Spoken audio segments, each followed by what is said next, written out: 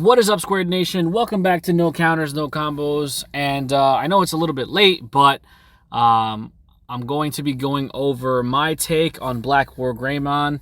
Locals was pretty good for my first event. I had a lot of fun playing Armor Rush. I definitely saw where the holes were in that deck. So I went back to the drawing board and made a couple of updates.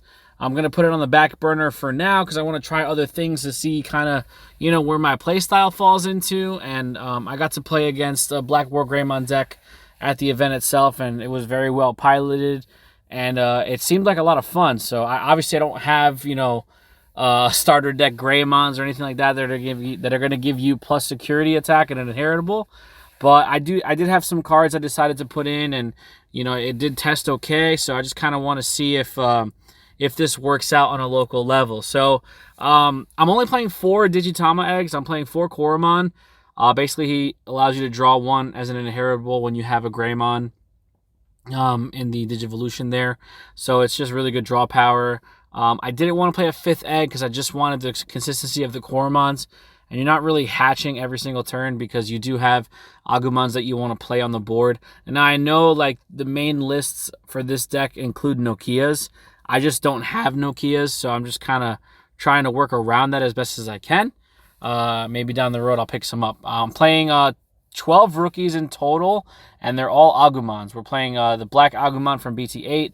Basically, when you play him on play, he looks at the top 4 for a Dragonkin and a Digimon with Greymon in its name. So you can grab your Greymons, you can grab your Black Wargreymons, and you can also grab Cyclonemon, which you can see I'm playing a 2 of there as well. So he's rarely going to whiff because there are a lot of different targets there. And he's also nice because if you really need to, you could Digivolve him over the Koromon egg because he does give you that red source there.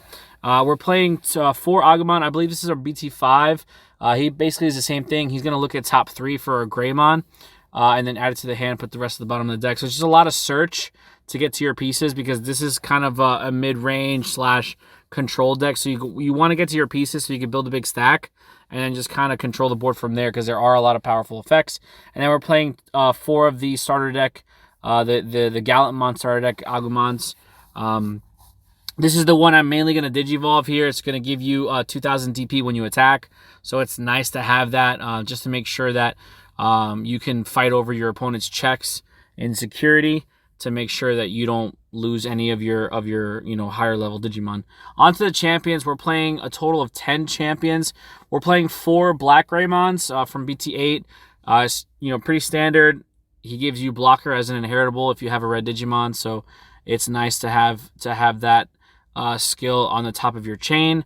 I like him a lot, honestly. I like that. The ability of giving blocker to your Black Wargreymon is really nice. We're playing 2 of this Greymon here. I want to say this is like BT3 or BT4. I'm not exactly sure what set this is from. I was considering playing Geo Greymon. He does get that extra effect of deleting something when he's played from security, but I wanted to give this guy a try. Just to kind of keep it in the theme of the natural Greymon line there. He does have that similar security effect when he's played. He doesn't delete anything on play, but it is just another champion to flip off of security that you can play and start Digivolving up the chain that way. We're only playing 2 of those. And then we're playing 4 of BT5 Greymon. This guy's just really good. You Digivolve him on top of an Agumon, and you gain a memory. So it's nice to have him to Digivolve on top of your searchers that you want in play, so that you can go ahead and just mitigate that memory loss, not having a 2-cost Digivolution, just having a 1-cost. And then we are playing the 4 Cyclomon just because he is Dragonkin, so you don't whiff off the search. But the inheritable of giving a 2,000 DP, or I think you delete a Digimon 2,000 DP on swing is really nice. But for the most part, you're just going to use him as a search target or as another champion to Digivolve up the chain as well. So a total of 12 champions as well. Now into our level 5s or our ultimates. We're playing 8 Metal Greymons essentially, but we're playing 4 of the black and red Metal Greymons from BT-08. This guy is just really, really good. On play, you Digivolve one of your opponent's Digimon, and then you can clear a Digimon with 4,000 DP or less, or 3,000 DP or less, rather. So it's just really nice to have spot removal that way. He does have the inheritable If your Digimon has Dragonkin or Machine in its typing, you get to restand or unsuspend when a Digimon on your opponent's side of the board is deleted. So that is really nice. He's coming in at 8K, which is nice, but with all the inheritables, going up the chain, you will be swinging for 10K to security if you have your Agumon in your base as your rookie, and you'll also have the ability to have blocker if you have the Greymon from BT-08 in there as well. And then I'm playing 4 of the Metal Greymon. I think it's pronounced Alterous mode. I didn't really know what other ultimates to play in this deck. I don't really have access to like other Greymons or other Metal Greymons from like, EX collection or like, any other Metal Greymons from like older sets.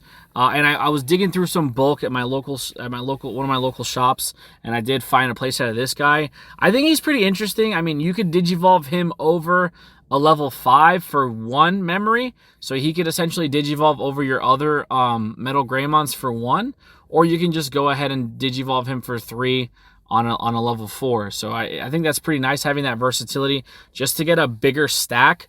On play, he does delete an opponent's Digimon that's 4,000 DP or less, which is kind of in line with that DP spot removal that this deck does provide very well. And it's just a thicker stack to go up into your Black Wargreymons, just to have more, fodder that way. He does have an inheritable as well, which is nice to stack up going up the chain.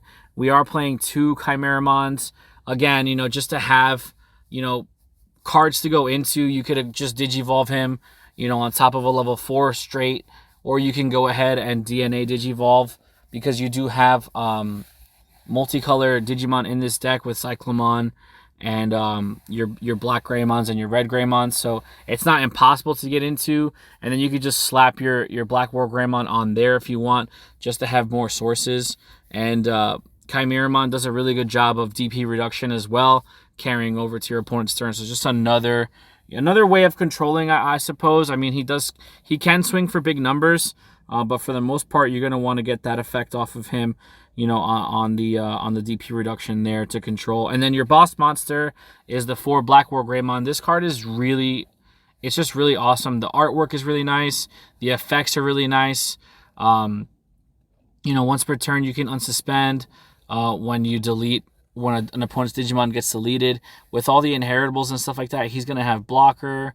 He's gonna have DP gain and stuff like that. So you basically just want to get this guy out as soon as you can and just kind of control the board that way. He's very I want to say he's very passive aggressive, because how you want to do it is you have the ability of attacking unsuspended Digimon with the inheritables from your Metal Greymon. So you kind of want to control your opponent's board that way, and just kind of make sure that they can't pressure you or go wide enough to the point where they're going to threaten lethal. So you do want to control that way. You do get the ability of being able to unsuspend on deletion and then use him as a blocker defensively, which is nice. So that way you want to be able to kind of reduce the amount of damage that you can take before you go in for your push. That's pretty much it for the Digimon lineup. We're playing 2 option cards in Dark Gaia Force. This card is just nuts. Again, it goes hand in hand with the deletion effects of being able to unsuspend your Black Wargreymon. You don't mind giving your opponent too much memory in this deck when you already have a Black Wargreymon with blocker established, because there's not a lot they can do except actually go ahead and delete him as well, either an option effect or crashing into it if you decide to use his blocker skill. So I don't mind using Gaia Force because it does clear wide boards very well also. And then we're playing 2 Flame Memory Boost and 2 Red Memory Boost. I was kind of juggling how I wanted to do this. I was playing 4 Red Memory Boosts at one point, but like I said, because I don't have access to starter deck Greymons, there's no way of giving my Digimon plus insecurity checks. So I like Flame Memory Boost, even though it is 3 memory. I like just being able to play this for 3 to give my Black Wargreymon multiple security checks, and then if I'm lucky enough, or if I sequence it properly to delete something either on play with the Digivolution, I can restand him and keep him safe for the next turn. But there is no other way of getting multiple checks in this deck, so I figured why not try this. And worst case scenario, you can always just trash it for the 2 memory. And then red memory boost. I just feel like these memory boost cards are just very valuable. You know, playing them for 3 memory, looking at top 4, you know, digging through your deck for red Digimon. Everything in this deck is pretty much a red Digimon except for Chimeramon. So you're going to have a really tough time whiffing on this. But then also that trash effect of gaining 2 memory is really nice. So it's just one of those things where I like the utility of the memory boost cards. I pretty much play them in all the decks I've built so far. So I like that versatility there. And then for our tamers, we're playing 4 Marcus. Obviously, you're playing a Greymon deck, so you want to have 4 Marcus.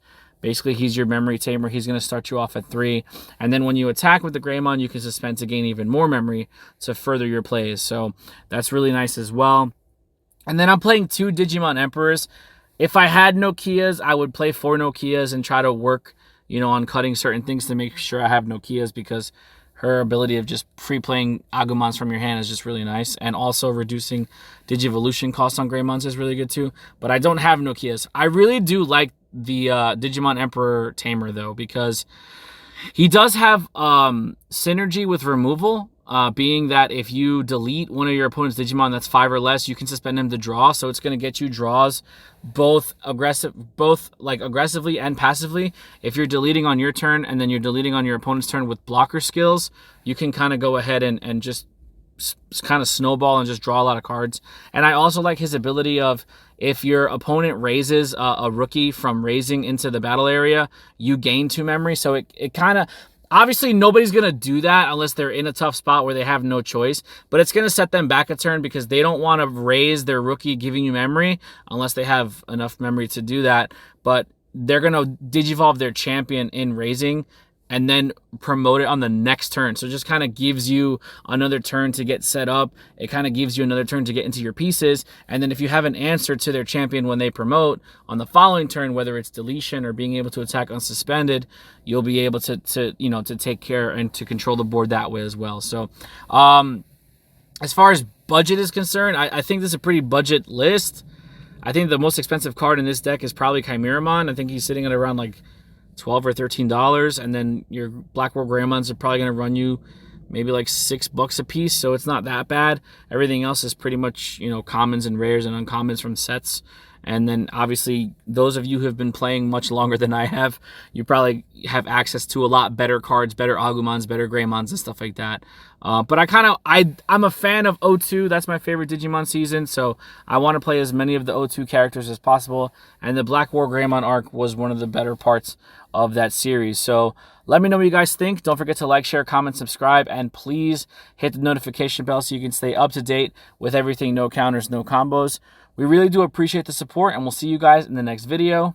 Be there or be squared.